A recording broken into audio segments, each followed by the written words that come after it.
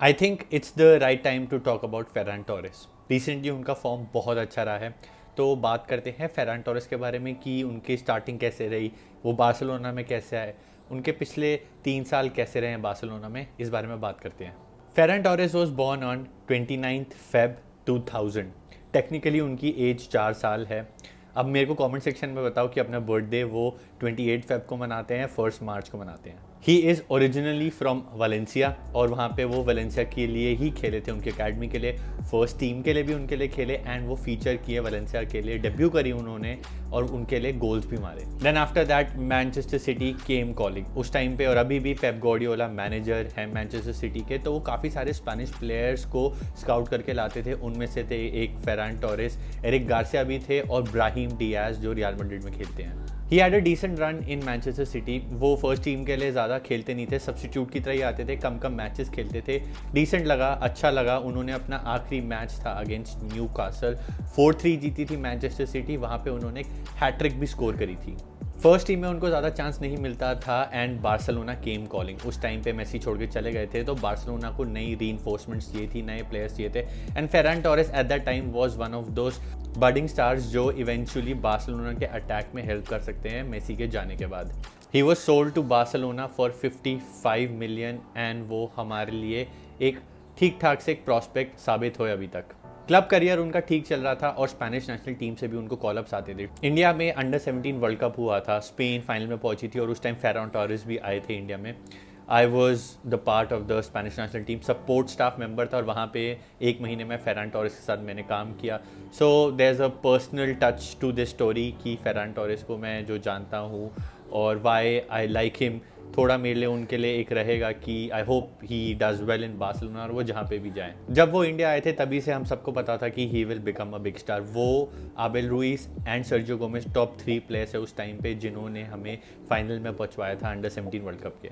2000 में उन्होंने डेब्यू करी स्पेनिश नेशनल टीम के लिए, बट उससे पहले 2019 में उन्होंने अंडर 19 यूरोस जितवाया था अर्मेनिया में, फाइनल में 2 गोल मार के।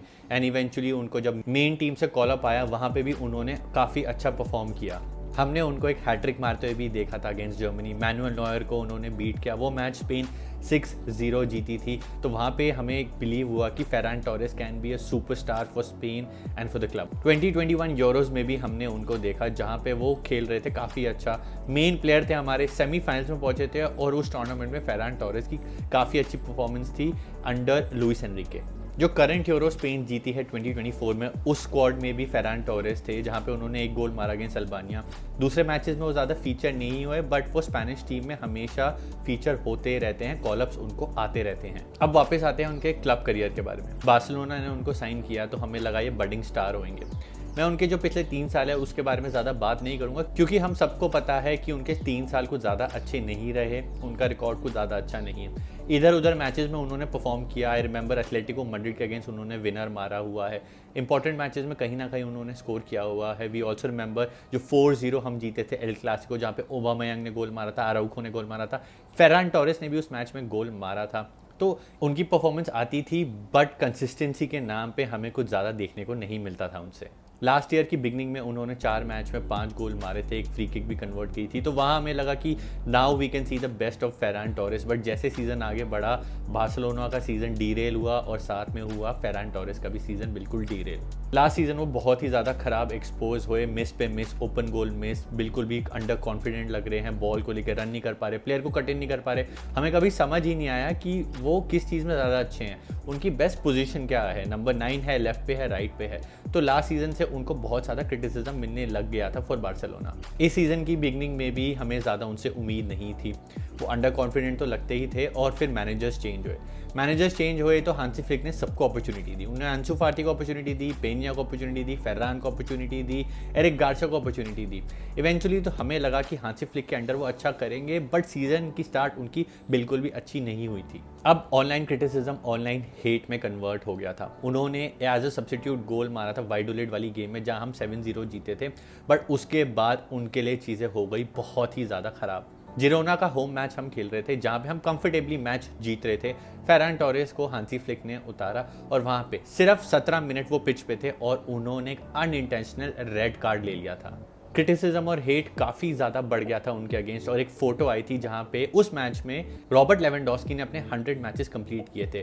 ड्रेसिंग रूम की टीम फोटो थी जहाँ पे फेरान टोरेस काफ़ी सैड लग रहे थे। इवन दो हम वो मैच जीते, रॉबर्ट लेवेंडोस्की के 100 मैचेस थे, बट वो क्लियर था कि यहाँ से उनका कॉन्फिडेंस बहुत लो हो चुका है। क्रिटिसिज्म और हेट तो कम हुआ नहीं, बट उनके लिए चीज़ें और भी ज़्यादा खराब हो गई। हमारी गेम थी डेपोर्टिवो अलावेज वाली, जहाँ पे लेवेंडोस्की ने मारी थी हैट्रिक।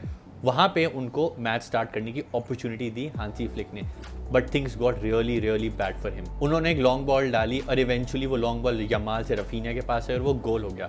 गोल तो ऑफसाइड रूल आउट हो गया, बट उस मूव में फेरान टोरेस ने अपनी हैमस्ट्रिंग पुल कर ली और वो 3 हफ्ते के लिए इंजर हो गए।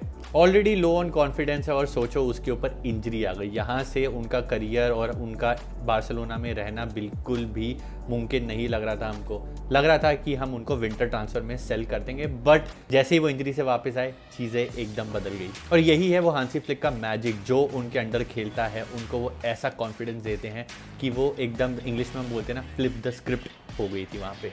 मैच था अगेंस्ट मायोर्का, वो मैच हम 5-1 जीते थे। वहाँ पे हांसी फ्लिक ने उनको फिर से एक और स्टार्ट दी।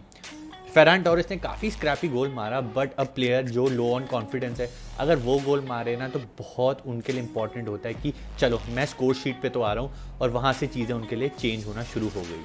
फिर आती है बेटीस वाली गेम, हम अवे खेल रहे हैं, चीज़ें काफ़ी टाइट चल रही है, 1-1 स्कोर चल रहा है। Ferran Torres as a substitute आते हैं और उन्होंने ऑलमोस्ट विनर मार दिया था, और हमने वो मैच ऑलमोस्ट सी ऑफ कर दिया था। लमीन यमाल की ब्यूटीफुल बॉल और फेरान टोरेस ने गोल मारा, लगा ऑफसाइड था बट वो ऑफसाइड नहीं निकला। इवेंचुअली वो मैच 2-2 खत्म होता है, क्योंकि 90+3 मिनट में रियल बेटिस वो मैच को ड्रॉ कर देती है। यहाँ से फेरान टोरेस मेरे को थोड़े हाई ऑन कॉन्फिडेंस लग रहे थे। अब आती है चैंपियंस लीग वाली game against Dortmund.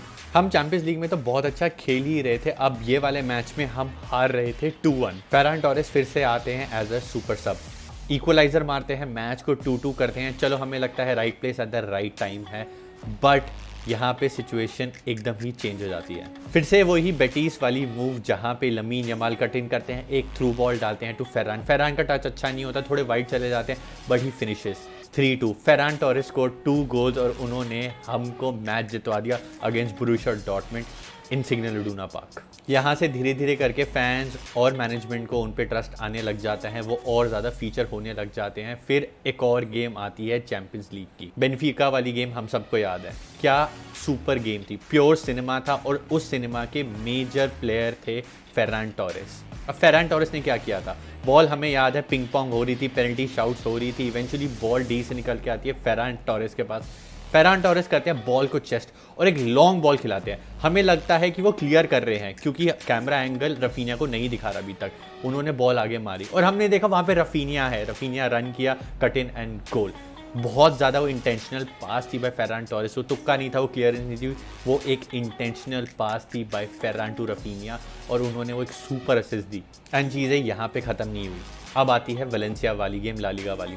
La Liga हम चेस कर रहे हैं, 10 पॉइंट्स का डिफरेंस आ चुका है। वेलेंसिया वाली गेम हमें जीतना है कि हम पॉइंट गैप को रिड्यूस कर दें 7 पे, और यहाँ पे फेरान टोरेस खेलते हैं सुपर गेम। वो गोल मारते हैं, सेकंड गोल, फैन सेलिब्रेट नहीं करते वो, क्योंकि वेलेंसिया के एक्स प्लेयर है, और जो 7th गोल पड़ता है उसमें वो ओन गोल भी फोर्स करते हैं, और वो मैच इवेंचुअली हम 7-1 जीत जाते हैं। एंड इस मैच में हम देखते हैं the real shark Ferran Torres को। विद इन 30 मिनट्स अपनी वो हैट्रिक कंप्लीट कर लेते हैं, and he has suddenly become the talk of the town. जिस प्लेयर को हम सब ने क्रिटिसाइज किया, हेट तक दिया, आज हम उसको रॉबर्ट लेवेंडोस्की के रिप्लेसमेंट की तरह देख रहे हैं। देखा फुटबॉल में चीज़ें कितनी जल्दी चेंज हो जाती है। हेटरेट मत दो भी किसी भी प्लेयर को, क्रिटिसाइज़ करो, बिल्कुल करो उनकी परफॉर्मेंसेस के बारे में, बट हेट देने का कोई पॉइंट नहीं है, बिकॉज इवेंचुअली वो हमारे प्लेयर हैं, एंड यू नेवर नो कौन सा प्लेयर कब काम आ जाए। At the time of recording game है Real Madrid versus Atletico Madrid रात को, और कल हम खेल रहे हैं सेविया के अगेंस्ट। देखते हैं इन गेम्स में क्या होता है। अगर आपको प्लेयर प्रोफाइल्स अच्छी लगती हैं तो मेरे को कमेंट करके बताओ। हर बार वीडियो के एंड में मैं आपको देता हूँ वर्ड ऑफ द डे, उससे पहले आप वीडियो को लाइक कर दो और कमेंट करो आपको क्या लगता है फेरान टोरेस के बारे में। और आज का वर्ड है शार्क मेंटालिटी। शार्क मेंटालिटी को स्पेनिश में बोलते हैं मेंटालिदाद टिबूरॉन। See you in the next one. विस्का बार्सा, सेम्प्रा।